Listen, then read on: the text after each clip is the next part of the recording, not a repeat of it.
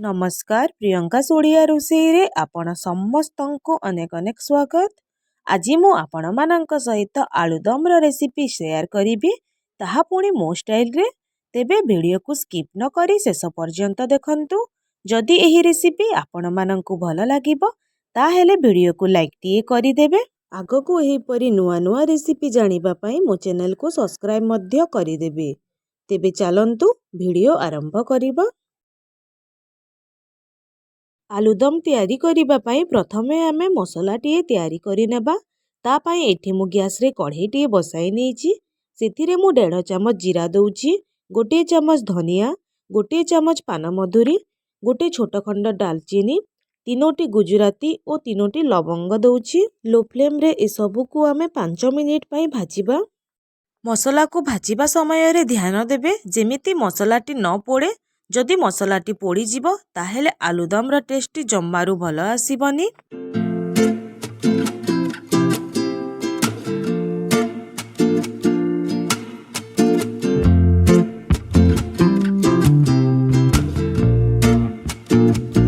एबे आपण माने देखि पारुथिबे मसलाटी भाजी होईकी तार कलर मध्य हल्का चेंज होई जाईची।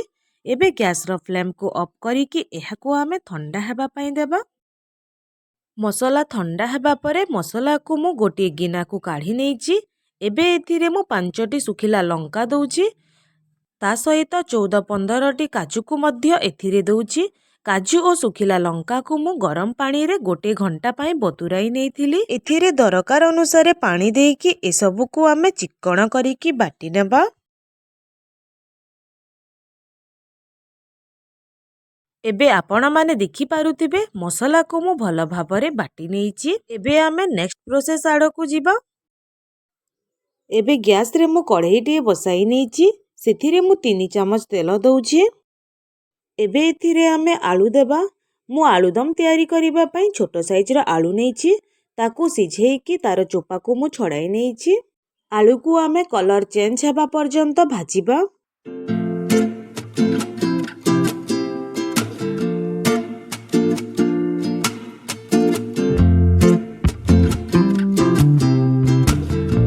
एबे देखंतु आलू गोल्डन ब्राउन होई कि भाजी होई गलाणी। एबे आलू को आमे गोटे प्लेट को काढ़ी नबा।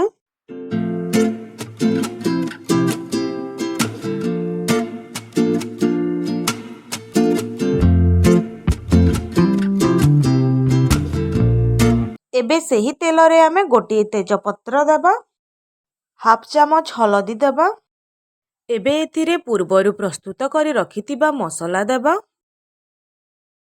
हाफ चमच लूण देबा। लो फ्लेम रे मसला को आमे किछि समय पई कसिबा।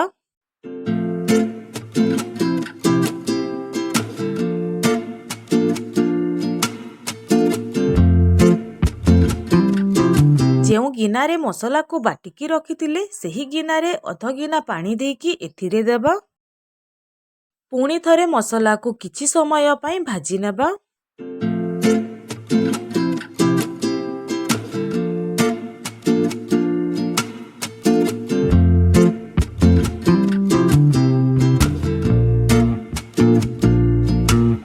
एथिरे गोटे गिलास पानी देबा।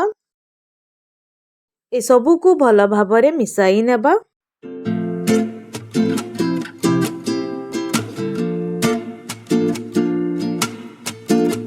एहा को कवर करिकी मसला को भल भाबरे फुटिबा पई देबा।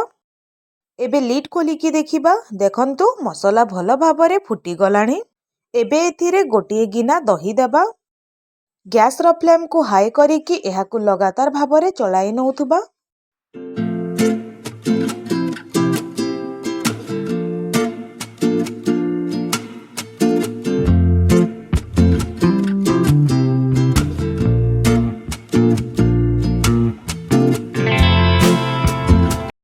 एबे एथिरे आलू देबा।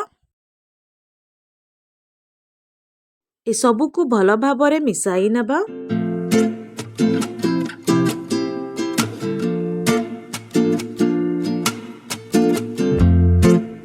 गैस रो फ्लेम को मीडियम टू हाई रे करिकी एहा को 5 मिनिट पई कवर करि नेबा। 5 मिनिट परे एबे लिड खोलिबा। एबे देखंतु प्रस्तुत होई गला हमर आलूदम। ଏବେ ଗ୍ୟାସ୍ର ଫ୍ଲେମ୍କୁ ଅଫ୍ କରିକି ଏହା ଉପରେ କିଛି କଟା ଧନିଆ ପତ୍ର ଦେବ। ତେବେ ଆଜି ପାଇଁ ଏତିକି। ପୁଣି ଦେଖାହେବା ଆଉ ଗୋଟିଏ ନୂଆ ରେସିପି ଭିଡ଼ିଓରେ। ସେ ପର୍ଯ୍ୟନ୍ତ ରହୁଛି। ନମସ୍କାର।